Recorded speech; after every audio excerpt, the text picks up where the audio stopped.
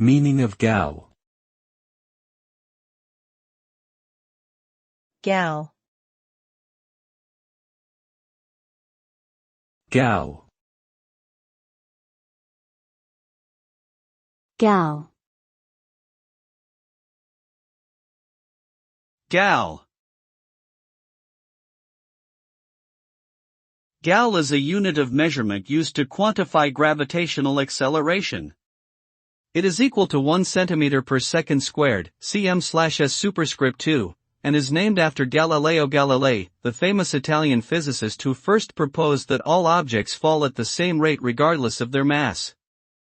The gal is commonly used in geophysics and engineering to measure seismic activity, as well as in aviation and astronautics to measure the effects of acceleration on pilots and astronauts.